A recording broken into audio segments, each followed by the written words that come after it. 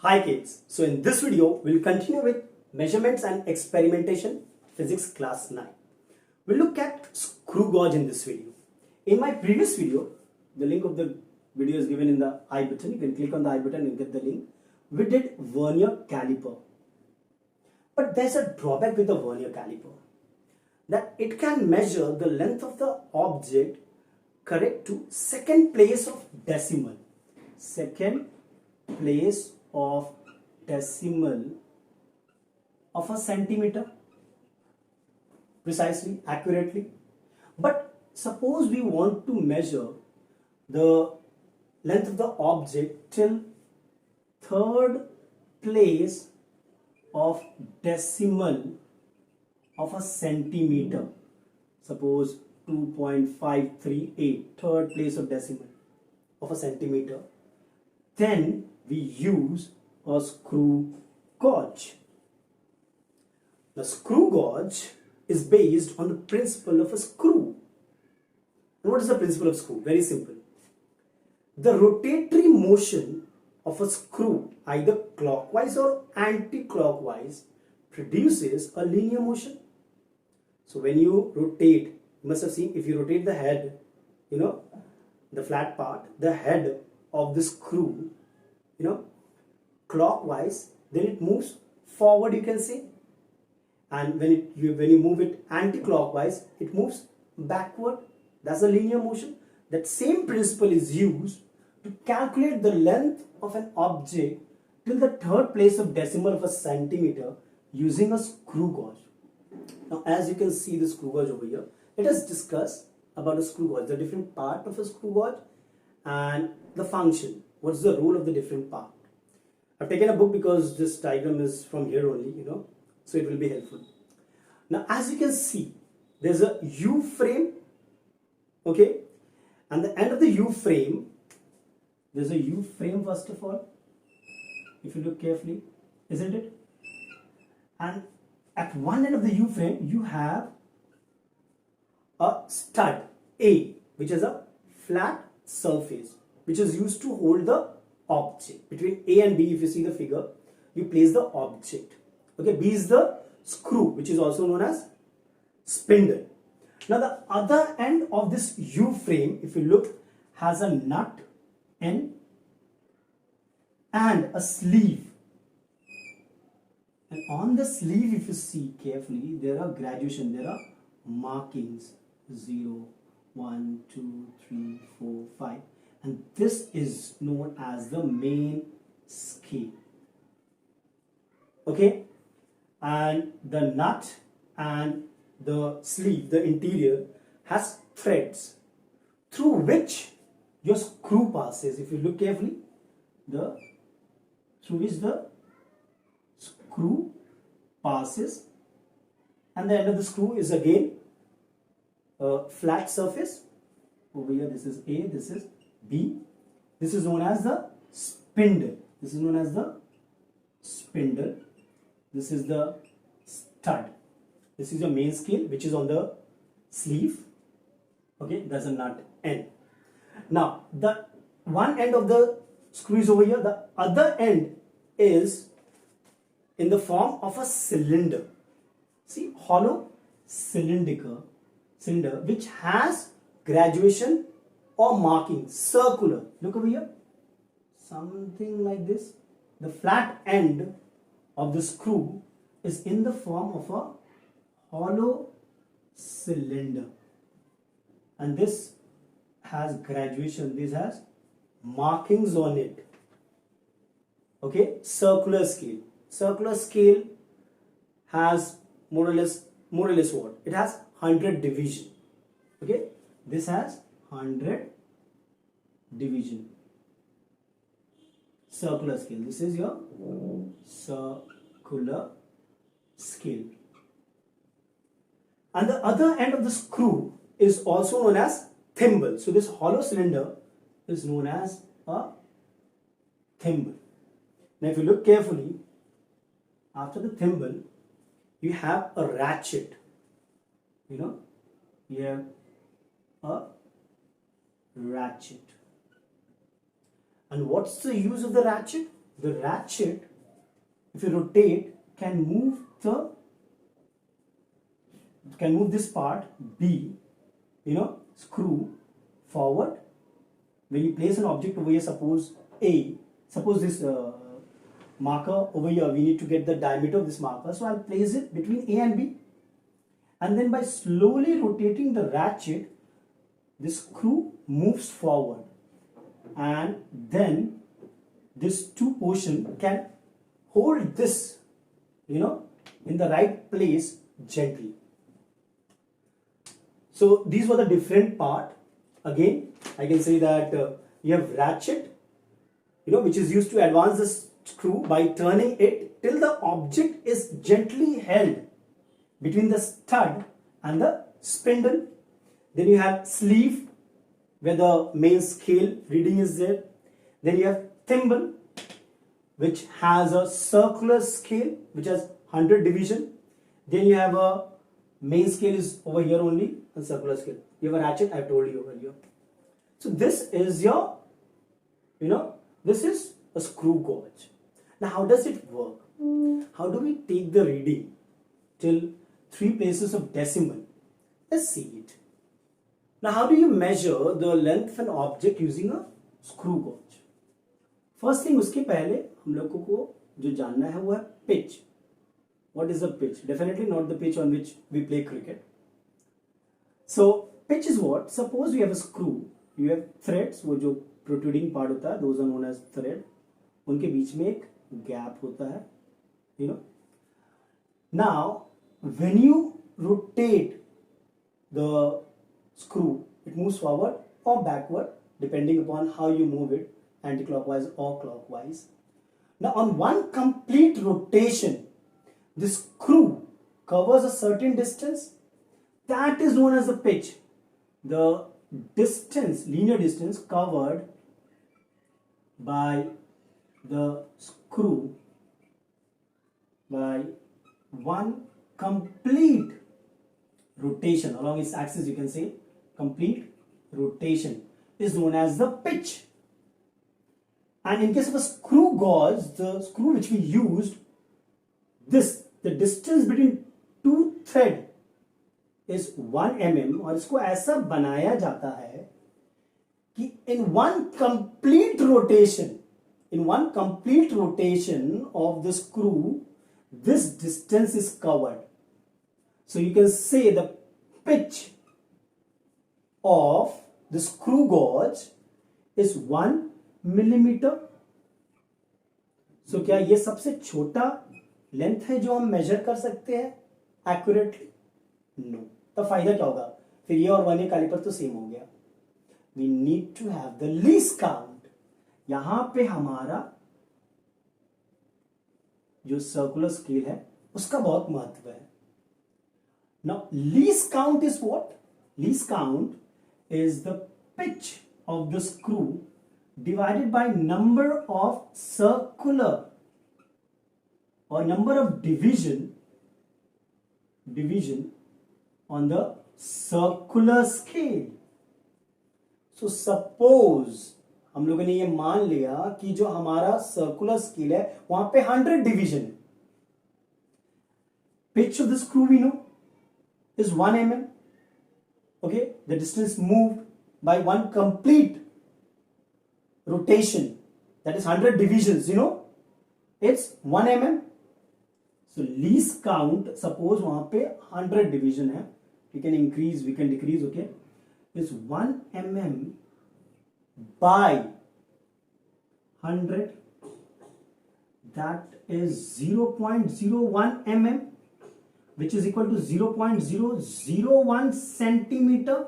See, third place of decimal of a centimeter, which means the least count is 0.001 centimeter. इसका सीधा मतलब है कि we can calculate the length of the object till the third place. समझिए बात को, very important. Now look carefully. How do we take the reading? Least count is clear. What is least count in case of a screw gauge? What is pitch of a screw? अब हम reading कैसे लेते हैं? Now look. Now suppose we want to measure the diameter of this marker. So what do? We place this marker between A and B, and we move the ratchet so that the screw moves forward, and then when it comes in contact with this marker is held gently. This is held gently between A and B. Now we have a main scale, okay, marking, and we have a circular scale. Circular scale, there are 100 divisions. Now when we place this object, suppose we get a scenario like this, that this gap is 1 mm, okay, or 0.1 centimeter. And suppose when you place this object, we see that the 42nd division of the circular scale coincides with the main scale. Then what will be the reading? What will be the diameter of this marker? Now, of course, in this scenario, we are neglecting. We are telling that there is no zero error. What was zero error? Again, when A and B, when the part A and B of the screw gauge are in contact, then if the zero of the circular scale coincides with the zero of the main scale, we say on the same line, you can say, then we say that there is no zero error. In this case, we have taken no zero error. And if it does not lie on this line, either up or down, then we have zero error. We'll see how to remove zero error. In this case, I have not taken any zero error. Then what will be the thickness of this, the diameter of this? Just look over here. The reading, the diameter will be the main scale reading, which is 2 mm, plus P. P is what? The pth division, which lies on the same straight line, multiplied by the least count. This is, suppose this is in centimeter, I'll change 0.2 centimeter plus 42nd. In this scenario, least count is 0.001 centimeter. So this becomes 0.2 plus 0.042 centimeter, which is 0.242 centimeter. See, we got the diameter of this marker up till 3 place of a decimal of a centimeter. So by this, we can calculate accurately the length of an object, the thickness of a paper, the diameter of a wire, with the help of a screw gauge till 3 places of decimal of a centimeter. Now I talked about the zero error, Now let us see what is zero error and how do we remove zero error from the reading. Now before looking at the zero error, look at what is micrometer screw gauge. Now we just did that least count of a screw gauge is equal to pitch divided by number of division in the circular scale, which means how can you decrease the least count? You can decrease the least count by simply decreasing the pitch or by increasing the number of division of the circular scale. By these two ways we can decrease the least count. The lower the least count, the more precise is your object of measurement, isn't it? Now, look over here. Now suppose we take a scenario in which the pitch of the screw gauge is 0.5 mm and the number of division is 500 in the circular scale. So this becomes 0.001 mm, which is equal to 10 to the minus 6 meter, which is equal to 1 micron or 1 micrometer. So 1 micrometer is equal to 10 to the minus 6 meter. This kind of screw gauge, where the least count is 10 to the minus 6 meter or 1 micrometer, is known as micrometer screw gauge. Am I clear? For more precise reading, you can see it is used in optical measurement, Now let us see what is zero error. Now zero error, when you talk about a zero error, see there's a main scale. If the baseline of the main scale, when A and B, if you see the screw gauge, the part A and B are in contact with each other when the object is not there, okay, the zero of the circular scale, if it coincides with the baseline of the main scale, then we say that there is no zero error. It is free from zero error. The zero of the circular scale coincides with the baseline of the main scale. Remember. But it may happen that due to mechanical fault, the the zero of the circular scale lies below the baseline of the main scale. Suppose this is 6. The sixth division coincides with the baseline. And this is known as positive zero error. Okay? And if this is the zero of the circular scale is above the baseline, suppose this is 0 over here, this is 95. 95th division coincides with the baseline of the main scale. Then this is negative zero error. Now what's the value of the positive zero error over here? Look over here. Over here the positive zero error is, which division coincided? 6 for the positive zero error. 6 multiplied by the least count. So that's 0.006 centimeter, and this is actually subtracted to get the correct reading. So the correct reading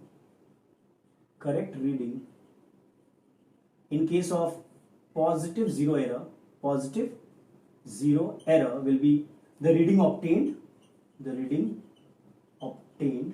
minus, actually the formula is reading obtained minus zero error. So if it's positive, actually you're subtracting it from the reading obtained. That gives you the correct reading. Okay? So positive zero error is actually, you can say, subtracted. But when you talk about a negative zero error, first of all, how to get the value of negative zero error?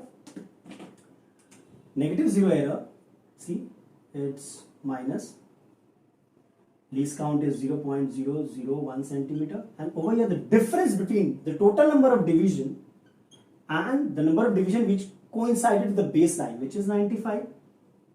So this is minus 5 into 0.001 centimeter, that's minus 0.005 centimeter. And when you place this value over here, look carefully, reading obtained minus of 0.005. So this is actually added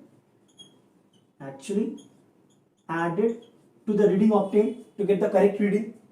But this positive zero error, if it is there, we subtract from the reading obtained. Clear? So this was all about screw gauge. I hope you will be benefited by this video. If you like the video, please do share with your friend and don't forget to subscribe to the channel. In the next video, we'll see the next part, which was pendulum. Till then, take care and be safe.